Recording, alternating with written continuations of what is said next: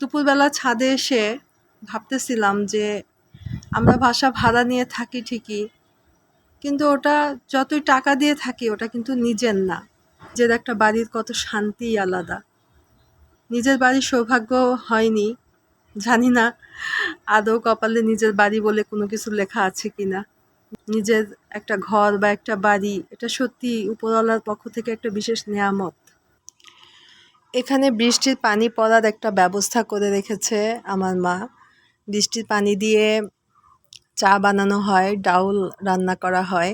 যেহেতু এই বাড়ির পানিতে প্রচুর আয়রন, মুরগির মাংস দিয়ে ছাদে একটু খিচুড়ি, মাটির ভুনা চুলোর খিচুড়ি ব্যবস্থা খুবই আছে, টেস্টি হয়েছিল। কারণ মাঝে আর এটা মধ্যে আমার পিঠা ছোট বানানোর ভাই, জন্য তো ও গ্যাসের একটু চুলায় অসুস্থ। হয় না, সেজন্য মাটির চুলা। আর এখানে এই বসার জায়গাটা কিন্তু যখন এই বাড়িটা দোতলা কমপ্লিট করা হয় তখন এই বসার জায়গাটা করা হয়েছিল। তো সাইড দিয়ে ভেঙে গেছে, কারণ অনেক দিন হয়ে গেছে, প্রায় 24 বছর হলো আমাদের এই দোতলাটা কমপ্লিট হয়েছে। বাড়িটা যদিও সেই 96 সালে, কিন্তু ছাদের কাজগুলো আমরা আসার পরে করা হয়েছে।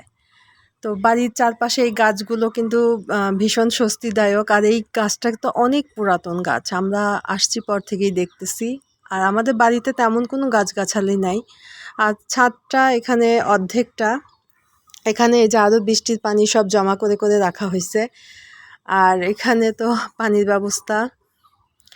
তো ছাদটা, ফ্লোরটা কিন্তু খুব সুন্দর নিটিং করা হয়েছিল যেদিন হচ্ছে আমাদের ছাদের কাজ কমপ্লিট হয়। কিন্তু ভাগ্য এতই খারাপ, যখন ছাদের নেট ফিনিশিংটা দেওয়া হলো তার ঠিক 5-10 মিনিট পরেই বৃষ্টি শুরু হয়ে গেল। কি আর করা যাবে। আর এখানে আমাদের একটা টিনের ঘর আছে। এই টিনের ঘরটা প্রথমে জাস্ট স্টোর রুমের মতো করে তৈরি করা হয়েছিল, যে আমাদের হাবিজাবি জিনিস রাখা হবে। পরে এখানটাতে, এই যে এখানে এক টিচার, আমাদের পাশে যেহেতু স্কুল আছে তাই এখানে এক টিচার ভাড়া নিয়েছে, তিনি এখানে হচ্ছে স্টুডেন্টদেরকে প্রাইভেট পড়ায়।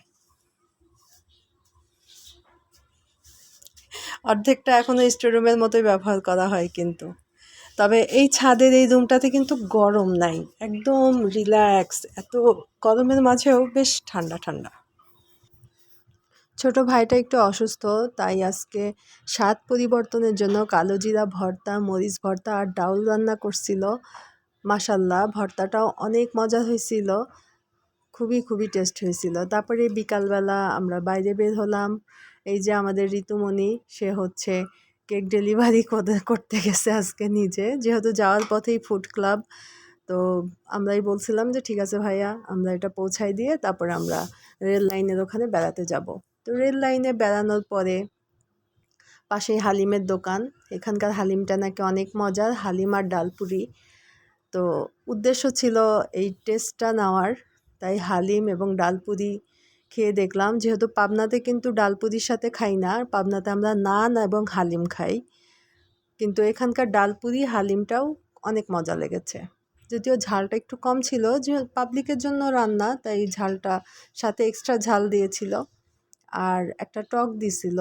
সব মিলিয়ে ভালো লেগেছে। আসলে কয়েকদিনের জন্য বেড়াতে আসা তো, তাই সব খাবার একটু একটু করে চেখে দেখতেছি। তারপর যখন আমরা আবার ফিরলাম আমাদের এই বাসার সামনে নিখিল মিষ্টান্ন, আদি নিখিল মিষ্টান্ন ভাণ্ডার, সেখানে আবার আমার ছেলের বায়না, সে মিষ্টি খাবে। আসলাম মিষ্টি খাইতে। মিষ্টিটাও অনেক টেস্টি ছিল, খুব বেশি কড়া মিষ্টি ছিল না। আমার আবার খুব কড়া মিষ্টি আমার পছন্দ না, হালকা একটা মিষ্টি ছিল, রসগোল্লা, কিন্তু খুব খুব খুব মজার ছিল।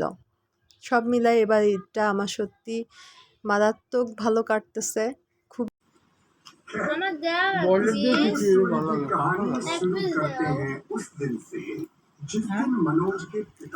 কেমন টেস্ট হয়েছে বলো, রিভিউ দাও। সেইটা সুন্দর করে বলো, কিছু কম হলে তো সুন্দর করে বলতে পারো, ভালোটা বলতে পারো না। যারা বলো কেমন হয়েছে, রাধুনি বলো কেমন হয়েছে। আমার কাছে হয়েছে।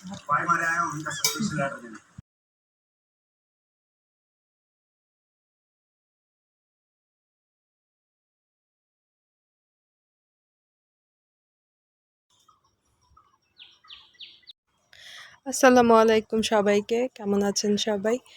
এই ভর দুপুরবেলায় ছাদে উঠে আর কি দেখাবো, তা ছাদটাই একটু দেখালাম। তো আমাদের এখানটায় দেখার মতো আসলে তেমন কিছুই নাই, যেহেতু গ্রামের বাড়ি না, এটা একটা মফস্বল এলাকা। আর মফস্বলের আশেপাশে তো সব বাড়িঘরই দেখা যাবে, আর কিছু না। তো কেমন আছেন সবাই? সবার ঈদ কেমন কাটলো? নিশ্চয়ই সবাই সবার বাড়িতে ভালোভাবে ঈদটা কাটিয়েছেন। তো আমাদের এই বাড়িটা হচ্ছে বাবা আলাদা বাড়ি করছে, আর আমার চাচারা এখনও যে বাড়িতে থাকে সেটা হচ্ছে গ্রামের বাড়ি। সেখানে যাওয়ার কথা ছিল কিন্তু যাওয়া হয় নাই, কারণ তারাও অনেক ব্যস্ত, তাদের নাতিপুতি মেয়ের জামাই সবাই আসছে। তো তবুও এখনও ইচ্ছা আছে একটু বেড়াতে যাব। এদিকে আবার ছেলের স্কুল খুলে দিবে, দেখি কখন যাওয়া যায়। গেলে অবশ্যই আপনাদেরকে দেখাবো। আমার দাদা বাড়িতে কিন্তু সুন্দর একটা পুকুর আছে বাড়ির ভেতরে, আর পুকুরটার পাড়ে যে বসে থাকাটা যে কি মজা, অবশ্যই আপনাদের সাথে নিয়ে আমি বেড়াতে যাব। তো অনেকদিন পরে বাবার বাড়িতে আসছি, এবং তাই বলতেছিলাম যে এখানে আসছি রিল্যাক্সে বসে বসে শুধু খাচ্ছি। যদিও একটু ওজন কমানোর একটু চেষ্টা করতেছিলাম, কিন্তু এই কয়দিনে আর ওজন আর কমবে না, বরং বাড়বে। যে পরিমাণ খাওয়া দাওয়া হচ্ছে ভালো মন্দ, প্রতিদিনই তো বাহিরে যাচ্ছি, কিছু না কিছু খাচ্ছি। বিশেষ করে এখানে নিখিলের মিষ্টি, তারপরে এক মামার হালিম, মানে সব মিলাইয়ে না খুব ভালো খাওয়া দাওয়া হচ্ছে। আজকেও যাব, একটা জায়গায় বেড়ানোর কথা আছে। তো বেড়ানোটা আসলে এই ছোট ছোট মুহূর্তগুলো ক্যামেরাবন্দি করে রাখাটা এখন একটা শখে পরিণত হয়ে গেছে।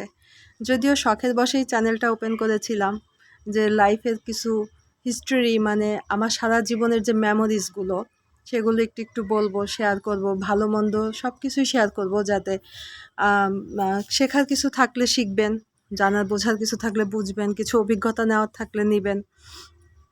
কারণ অভিজ্ঞতা আমাদের প্রত্যেকের জীবনে, আমরা যে অভিজ্ঞতাগুলো সঞ্চয় করি, এক একজন এক এক রকমভাবে সঞ্চয় করি।